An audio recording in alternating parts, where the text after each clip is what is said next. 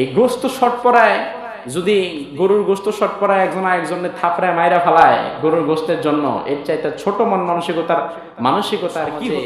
এখন যে বীর উৎসবগুলো হয়, বিয়ের মতো এত ইম্পর্টেন্ট একটা জিনিস, গুরুত্বপূর্ণ একটা জিনিস, এই জিনিসের মধ্যে অধিকাংশ পরিবারের বিয়েগুলো ইসলামী বিয়ে হয় না। ইসলামী বিয়ে হয় না মানে আপনারা বলবেন যে হুজুর ইসলামী বিয়ে তো হয়, কাজী আসে, কালিমা পড়ে, খুতবা পড়ে, কবুল বলে, ইজাব কবুল সবই তো হয়, তো ইসলামী বিয়ে কেন হয় না? শুধুমাত্র কাজী ডেকে এনে ইজাব কবুল বলালেন, কালিমা পড়ালেন আর খুতবা পড়ালেন, এর নাম তো ইসলামী বিয়ে না। ইসলামী বিয়ের কিছু নির্দিষ্ট রুলস রয়েছে। আজকে আমাদের সমাজের বিয়েগুলোর দিকে তাকান, আপনাদের দোষ কি দিব, অনেক দিনদার পরিবার দেখা যাচ্ছে বাবা হাজি, ওই হাজি সাহেবের মেয়ের বিয়ে হবে, সেখানেও দেখা যায় গান বাজনার হিরিক পড়ে যায়। সমাজে এরকম দেখা যায় না? তো আপনি কিসের হাজি হলেন? আপনি তো আপনার ইসলামটাকে ওই হজের মধ্যে সীমাবদ্ধ করে ফেললেন। আপনি তো আপনার ব্যবসায় লাগাতে পারলেন না, আপনি তো আপনার মেয়ের বিয়ে লাগাতে পারলেন না, ছেলের বিয়ে লাগাতে পারলেন না। কি জবাব দিবেন আপনি আল্লাহর কাছে? আমার বাসার আশপাশে গতকাল কয়েকটা বিয়ের অ্যারেঞ্জমেন্ট, সারা রাত গানের ঠেলায়, গানের জ্বালায় ঘুমানো যায় না। রাত 3টার দিকে মাহফিল করে এসেছি, এসে বাসায় ঢুকেছি, এত পরিমাণ গানের সাউন্ড, কে শোনে কার কথা? ঘুমানোর কোনো উপায় নাই। পরে চিন্তা করলাম যে মাহফিল করে বাসায় না আসাই ভালো ছিল, রাস্তায় গাড়ি নিয়ে ঘুমায় থাকতাম তাও ভালো ছিল। তো দেখা যাচ্ছে আমার পাশের ফ্ল্যাটের এক ভদ্রলোকের মেয়ের বিয়ে, মাসখানেক আগের কথা, আমাকে বিয়ের দাওয়াত দিতে আসলেন। তা আমি তো নর্মালি কোনো বিয়ের দাওয়াতেই যাই না, কোনো বিয়ের দাওয়াতেই আমি যাই না, কারণ জানি বিয়ের দাওয়াত প্রপারলি ইসলাম মেনটেন করতে বেশিরভাগ মানুষ পারে না। শুধু শুধু আমাকে ভালোবেসে আবেগের ঠেলায় নিবে, ওখানে গিয়ে আমি আর উল্টাপাল্টা গুনাহগার হয়ে যেতে পারি। দরকার নাই, প্রত্যেকটা বিয়ের দাওয়াত, যত বড় যার বিয়ের দাওয়াতে হোক, আমি ক্যান্সেল করে দিই, অ্যাভয়েড করি। তো তিনি যেহেতু আমার পাশের ফ্ল্যাটের মানুষ, দাওয়াত দিলেন, তো আমি তাকে ডিরেক্টলি যাব না বললাম না, আমি বললাম দেখেন অমুক দিন তো আমার একটা প্রোগ্রাম আছে, আসলেই প্রোগ্রাম আছে, তো আমি তো থাকতে পারবো না, তবে আপনি এসেছেন আলহামদুলিল্লাহ আমি খুশি হয়েছি, এবং কিছু মনে না করলে আমি আপনাকে দুটো কথা বলতে চাই, যদি মানেন। বলে জি হুজুর বলেন। আমি বললাম যে দেখেন আপনি 5 ওয়াক্ত নামাজ পড়েন, 5 ওয়াক্ত নামাজ আপনি মসজিদে গিয়ে জামাতের সাথে পড়েন, দাঁড়িয়ে আছে, খুব সুন্দর চেহারা আপনার। তো আশা করি আমাদের দেশে নর্মালি বিয়ের মধ্যে যে হারাম কাজগুলো হয়, গান বাজনা হয়, ছেলে মেয়ে একসাথে বেপরদায় যে চলাফেরা হয়, আশা করি এটা আপনার মেয়ের বিয়েতে হবে না ইনশাল্লাহ। কারণ হচ্ছে যেই বিয়েটার শুরুই হয় হারাম দিয়ে, এই বিয়ের মধ্যে কি আল্লাহ বরকত দিবে?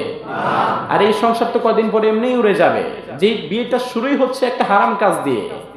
এই জন্য বিয়েকে যদি বরকতপূর্ণ করতে চাও, যুবক যারা আছো, বিয়ে যারা করো নাই, বিয়েকে যদি বরকতপূর্ণ করতে চাও, বিয়ের শুরুতে কোনো হারাম কিছু করা যাবে না। তার মানে শুরুতে করা যাবে না, হওয়ার পরে যাবে না, কখনো যাবে?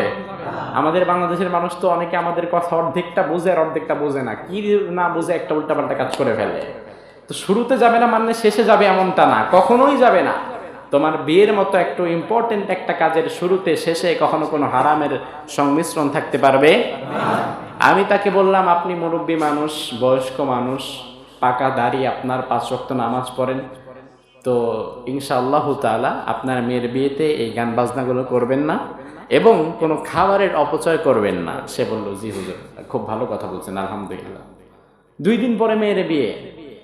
এই বিয়ের আগের দিন রাত্র থেকে এত প্রচন্ড গান বাজনা, এত জোরে জোরে, আমি বললাম আমি কি বইলে আরো ভুল করছি নাকি? এখন যে হুজুর বললি কেন, আরো জোরে স্পিড বাড়ায় দে। আমি চিন্তা করলাম সর্বনাশ, সে তো দেখি যে পাগল ডে ব্রিজ যে ভাঙ্গা, এটা মনে করাই দিলাম, আরেকটু নাড়া দাও। তো খুব খারাপ লাগলো ব্যাপারটা আমার, অথচ এই লোকটা তো 5 ওয়াক্ত নামাজ পড়ে।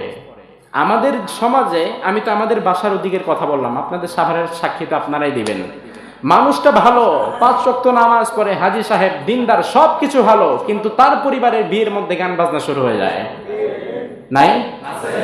আল্লাহ সুবহানাহু ওয়া তাআলা এই হারাম কাজগুলো থেকে আমাদেরকে বেঁচে থাকার তৌফিক দান করুক, বলেন আমিন। আবার সেদিন দেখলাম যে বরিশালে বিয়ের মধ্যে গরুর গোশত শট পড়ায়, দেখছেন? বরের চাচারে পিড়া মেরে ফেলছে, যে গরুর গোশত শট পড়লো কেন? গরুর হাড্ডি দিয়ে পিড়া মেরে ফেলছে। চিন্তা করেন কোন সমাজে বসবাস করছি আমরা। আমাদের মেন্টালিটি কতটা ন্যারো হয়ে গিয়েছে, কতটা ফালতু মানসিকতার মানুষ আমরা। আরে বেটা, বিয়ের মধ্যে খাবারের শুধু একটাই আয়োজন, সেটা হচ্ছে ওয়ালিমা। মেয়ের বাড়িতে খাবারের কোনো আয়োজন করা এটা ইসলামিক সম্মত না। কিন্তু আমাদের সমাজে দেখা যায় মেয়ের বাড়িতেও ঘটা করে 400-500 লোকের একটা বড় আয়োজন করতে হয়। এটা ছেলের বাড়ির কাছ থেকে একটা বিরাট লিস্ট ধরিয়ে দেওয়া হয়, নাই? এটা কিন্তু ভাই ইসলামিক সিস্টেম না। ইসলামিক সিস্টেম হচ্ছে খাবারের আয়োজন যেটা হবে সেটা হচ্ছে ওয়ালিমা, সেটা ছেলের বাড়িতে করবে। তো ছেলের বাড়িতে আমাদের সমাজে যেটা হয় সেটার নাম কি? বৌভাত। আর মেয়ের বাড়িতে যেটা হয়, হ্যাঁ, বরযাত্রী। এই বরযাত্রী খাওয়াটা এটা ইসলাম সম্মত না। এবার আপনি নিজের দিকে তাকান, যারা বিয়ে করেছেন বরযাত্রী খাওয়ান না এরকম কয়জন আছেন? বরযাত্রী 100, 200, 300, 400 নেন নাই, বরং আরো গর্ব করে, আরে আমার বিয়েতে তো 600 বরযাত্রী গেছিল। গর্ব করে না? উনি একটা খারাপ কাজ করে আবার গর্ব করতেছে এটা। আরে বেটা, তোর বিয়েতে 600 বরযাত্রী গেল কেন? তুই কি ফকির? কেন 600 মানুষকে মেয়ের বাবার ঘাড়ের উপরে চাপিয়ে দিতে হবে? হ্যাঁ, মেয়ের বাবা যদি সামর্থ্যবান থাকে, খাওয়াতে ইচ্ছুক হয়, তাহলে আলহামদুলিল্লাহ। কিন্তু দেখা যায় মেয়ের বাবাগুলো অনেক সময় সামর্থ্যবান থাকে না।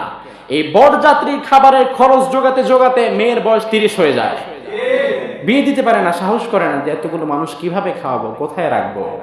কিন্তু এটা তো আমার ইসলাম বলে না। ইসলাম বলে ওয়ালিমা করবে ছেলে, সে তার সামর্থ্য অনুযায়ী। এই গোস্ত শর্টপরায়, যদি গরুর গোস্ত শর্টপরায় একজন আরেকজনের থাপড়ায় মাইরা ফেলায় গরুর গোস্তের জন্য, এর চাইতে ছোট মন মানসিকতার কি হতে পারে? এজন্য এরকম খারাপ কাজগুলো থেকে আল্লাহ সুবহানাহু ওয়া তাআলা আমাদের বেঁচে থাকার তৌফিক দান করুন। বলেন আমিন।